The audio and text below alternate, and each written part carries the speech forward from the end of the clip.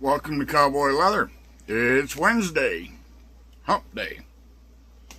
Hope everybody's having a good week so far. You know, sun shining, warm. Hope you get a lot of projects in and you're making great things. Okay. Oh, in my last video, I said I was going to finish off that wallet that I was working on. I did. And I made a video, but it didn't. There was a malfunction and technical difficulties, so just have to take my word on it. So, today we're going to talk about keeping our tools sharp. Anything that we use for cutting or poking holes, it's a good thing to keep them sharp. A dull tool doesn't cut worth beans. It makes your work look like poop. And it just makes your work a little harder. So, let me tip you down and show you how I do things.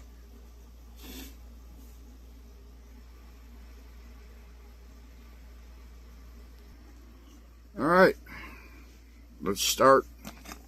I got my tools laid out here. So let's start with what I use for cutting leather.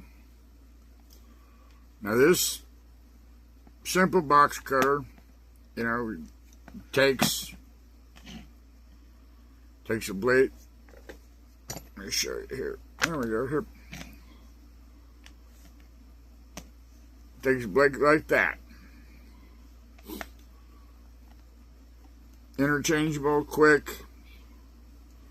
You can buy a pack of 50, 100, or whatever the case may be for little or nothing. But what I do, just to keep, let me pick you up here a little bit. What I do, when this blade starts to get a little dull, I just say put on my strap.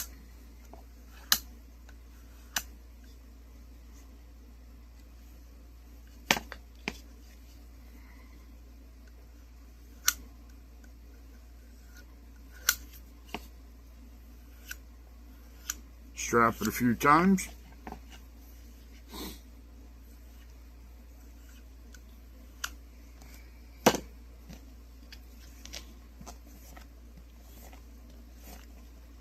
No effort.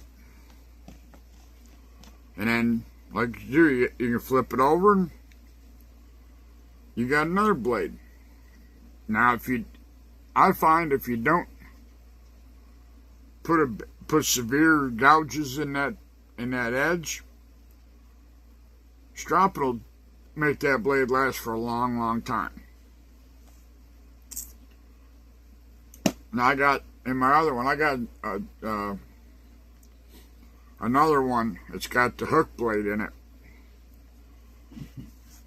Now let's see here. All right. This is strap cutter. Some people call it a draw knife. Now, this is C.S. Osborne. It's older than Methuselah. This one takes a different blade than this one.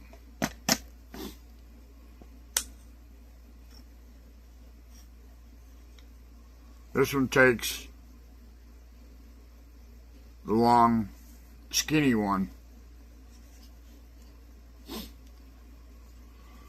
Now this one I use for cutting my thinner leathers up to about 5, maybe 6 ounce.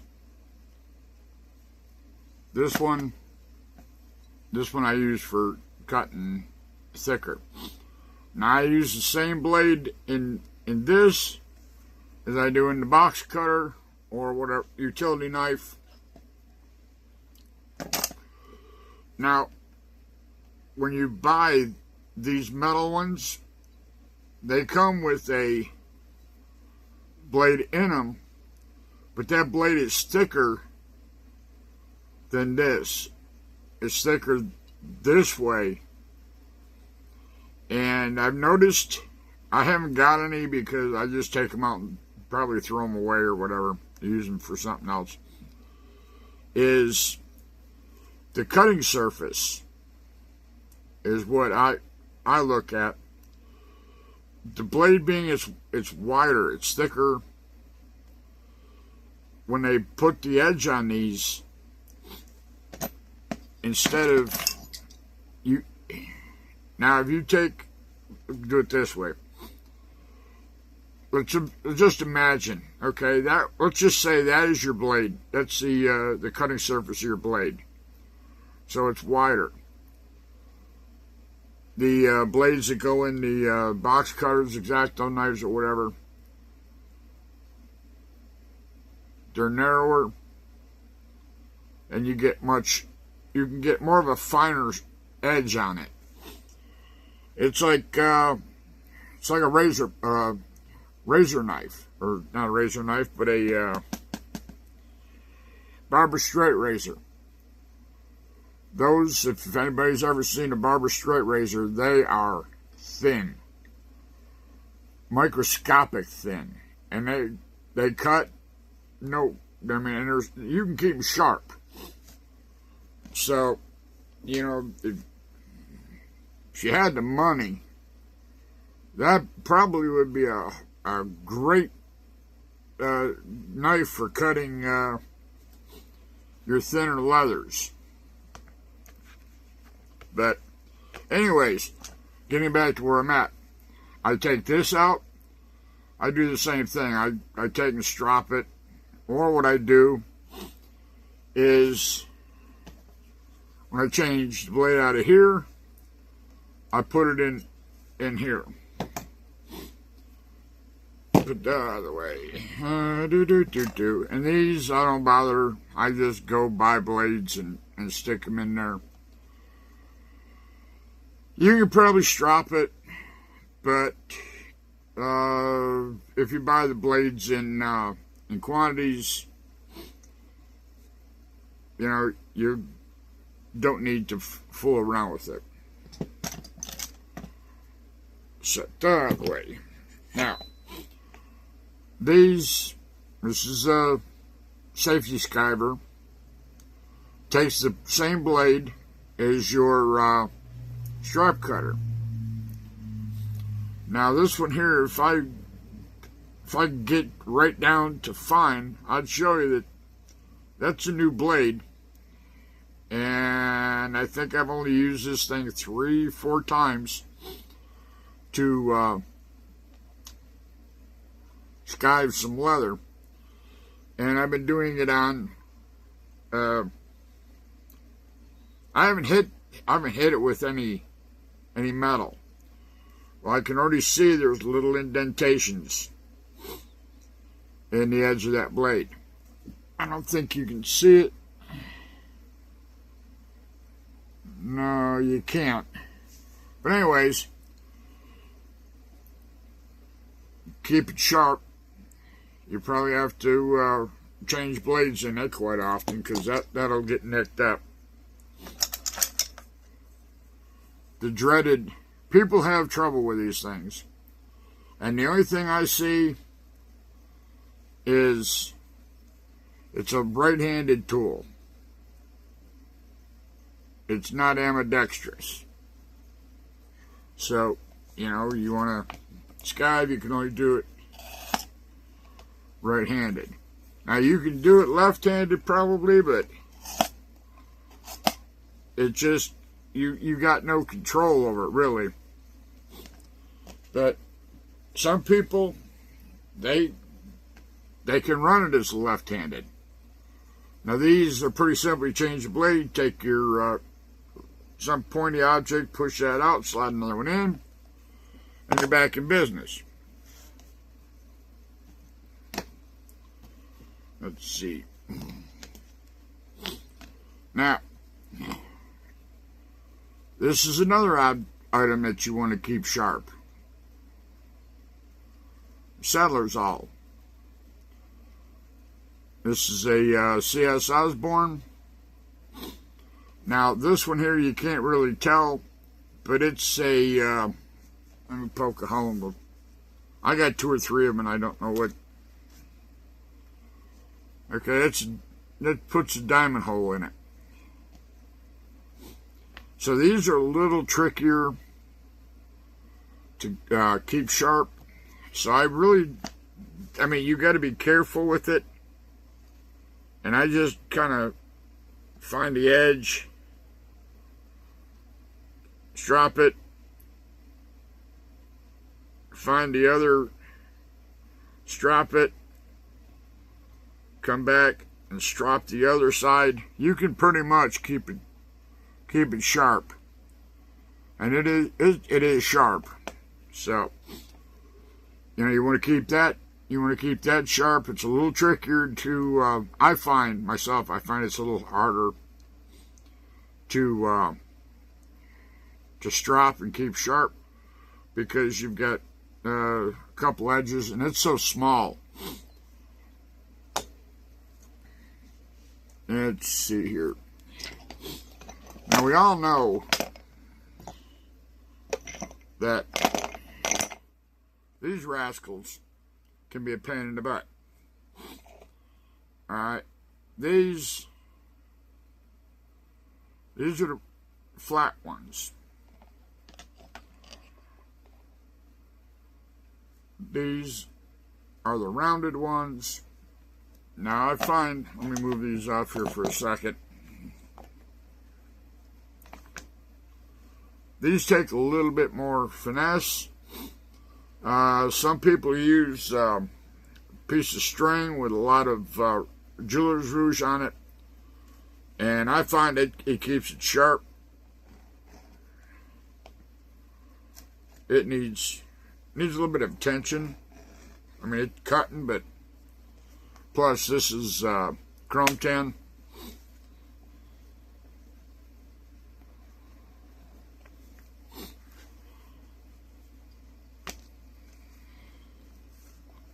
This is veg tan, and that's too big. That's too big. This is only like 2 to 3 ounce. So these don't really work. It's not thick enough. These are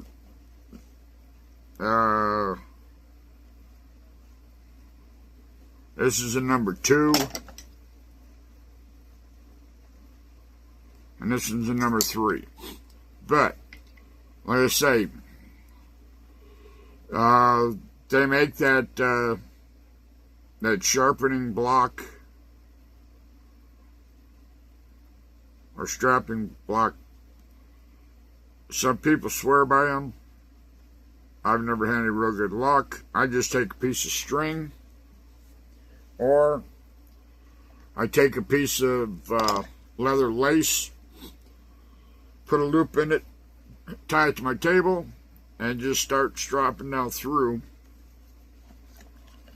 I had a stropping block that the leather was a little bit thicker on it, and I had it beveled, so I just run down through with this and strap it that way. But anyways, I don't use these that much anymore. These are great when you're doing a lot of holsters because you can get around the edges on them. I've gone back to using the straight. This one here is, that's a 2.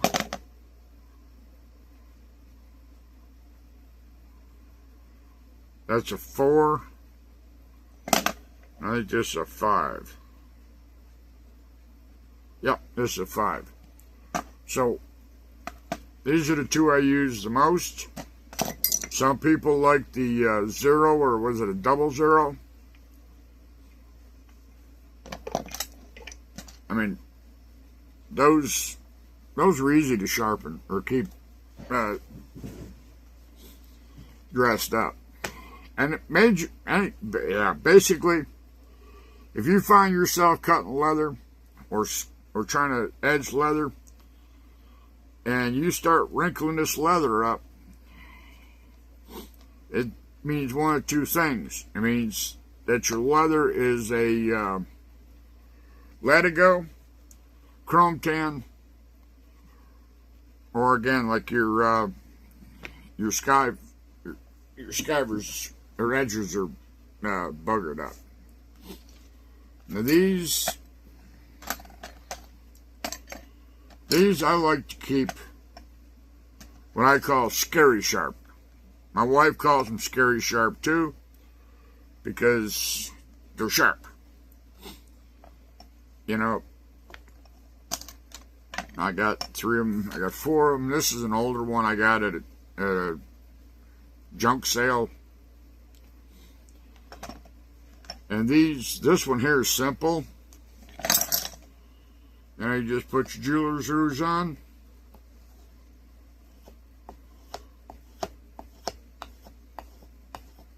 Give it about 5-6 licks that way.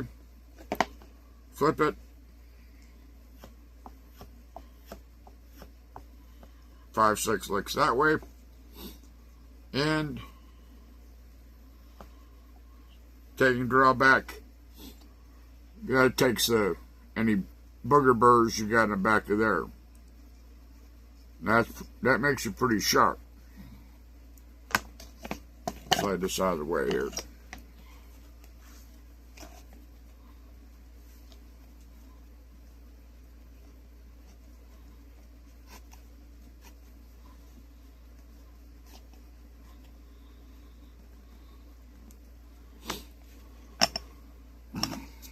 So, I mean, that one I always keep sharp. I think this is, if you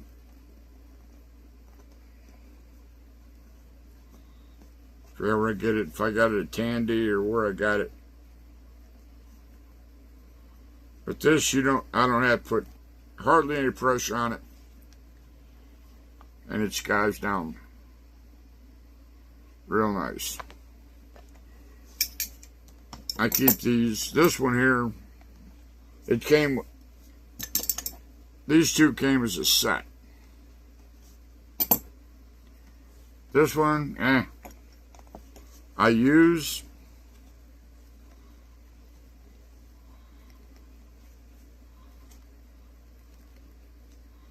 But I use when I get off the table with it.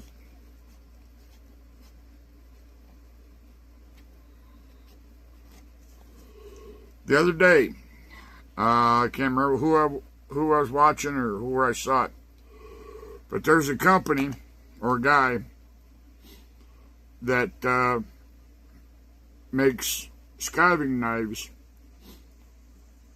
and they've got a little bit of a bend in them, almost like a fork, to get the handle up off the table, because right now, if I were to try and skive something,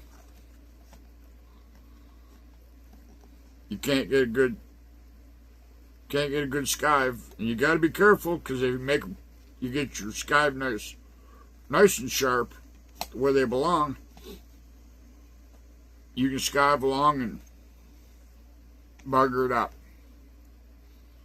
So these you keep sharp, and again, being this one's got a little bit of a curvature to it, I just run it down, kind of a rolling motion,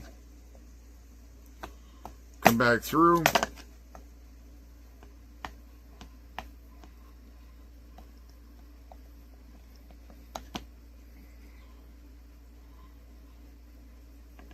biggest thing is you want to keep the burrs. Now this one here I know is dull as a hoe.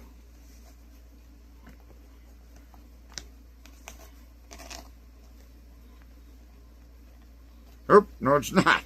Well, yeah, it is.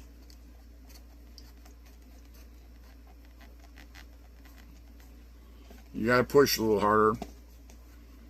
And you can see it's leaving booger ends. So this one here, what we'll do is I've got sharpening stone. It's got 200, 300, 400, and 600 grit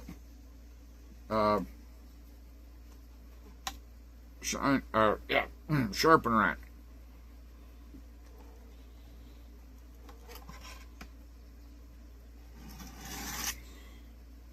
And I can look at that blade and see it needs some serious work to get it to where it belongs. So I'm not going to do it now, but I'll go through the 600 to all the way down to 200.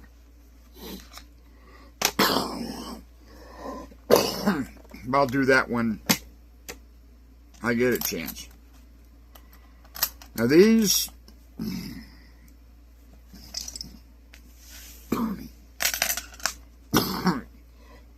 excuse me, they may look like toys or cheap as garbage,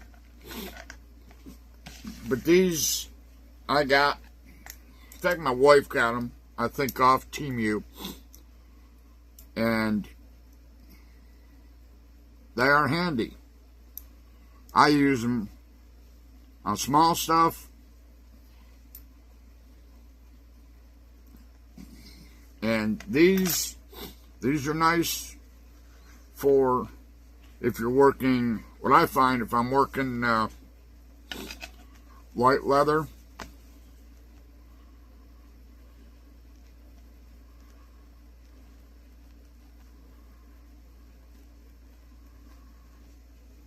or if I don't want to take off a lot.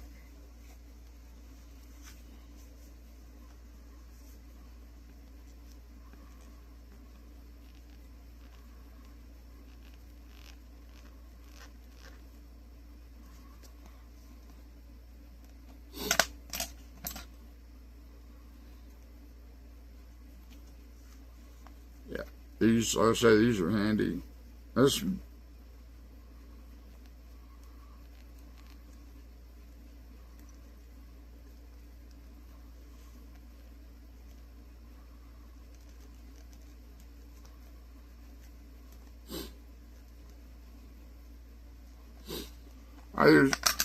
like I say, I use these if I'm doing like T-pockets on wallets or something small like that, so I can get right in there. And this one here, you can pretty much just kind of come back .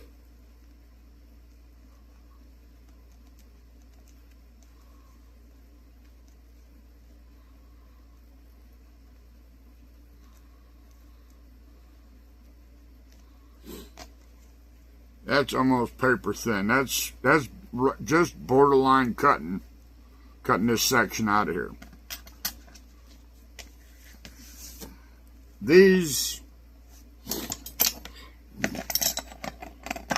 tools right here, in my opinion,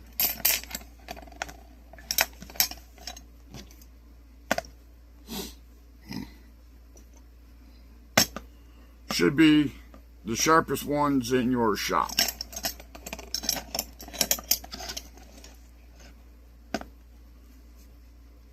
What I got right here, these should be to almost scary sharp, because if this blade is sharp and kept sharp when you're cutting belt blanks or something like that, you know, this one too, it makes it a whole lot easier, because if you've got to pull on this and you've got to put a whole lot of pressure on it, your tendency to walking that back and forth, you know, monkey jawing it, is going to make a crooked edge on a belt. So you want those blades to be sharp. You want to have these sharp. You know, yeah, some people say, you know, oh, one cut. Sometimes you can't. You can start getting into 10, 13, 14, 15 ounce leather. When I get into leather that thick, I make a couple passes. Because if you don't, you take the chance of slipping. And if you slip, you might cut yourself, or you might make a cut on your leather that you don't want to cut. Alright, we got those out of the way. And I've constantly seen people with questions.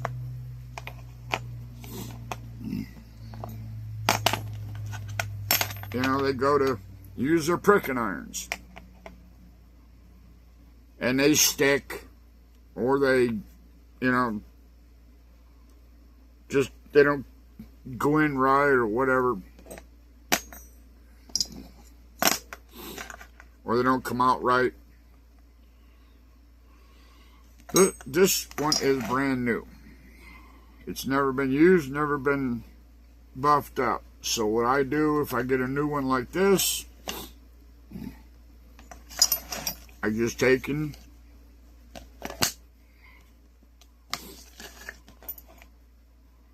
if you look at it, see it's not shiny. That shine is just the paint.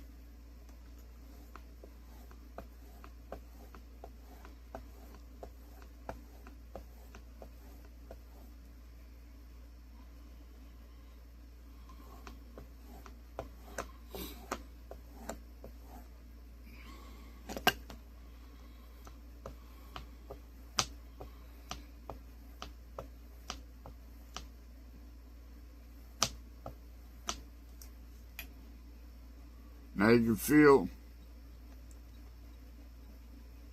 that it's sharpened up. I suggest if you buy a brand new tool, whether it be a pricking iron or what, you know, edgers, just run them lightly across your some leather, your strop, and knock that paint off, because the paint will cause it to stick. Now these are old. They haven't been used. So I just, again, run it over. Knock the dust off it, if you will. So, and these look like I haven't taken care of them. I have, but they were in a toolbox on the far side of my shop when it burnt. So it didn't hurt them. It just discolored them a little bit. But that's a whole set from Tandy. So, you know,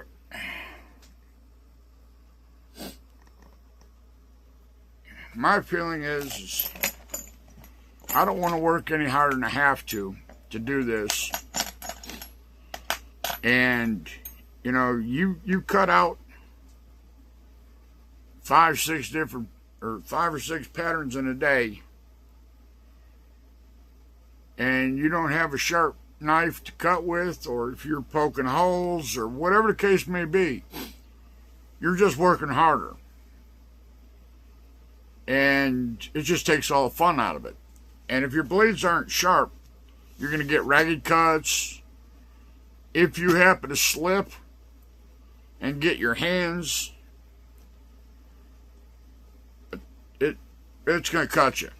Yes, it's going to cut you if it's sharp, but you're not putting as much force on it when you're trying to cut with a sharp blade.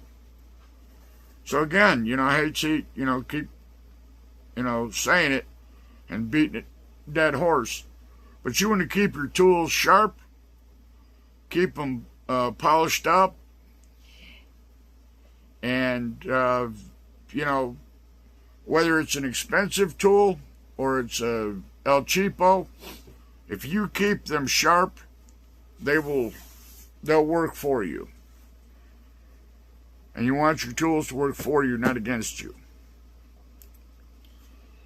I know, there's probably 50, 100 people out there that have their opinion on, keeping their tools sharp, how they keep them sharp. But it's one of them things that, if you look at some of these leathercraft forums, people go, "Oh, I can't poke good holes with my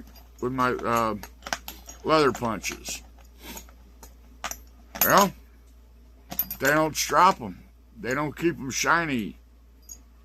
They use too big a hammer. They use a metal hammer on a piece of metal. I saw somebody do that one day, and it just made me cringe. Because they're the first person that's going to go, "Well, I've only had this tool 6 months, and it looks like I've had it 100 years. That's because you're whacking on it with a steel hammer. Back in the day, there was a saying that says, "Steel sharpens steel." You don't want to sharpen your tools, when you're beating on them.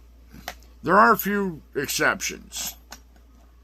But, I prefer using a dead blow hammer or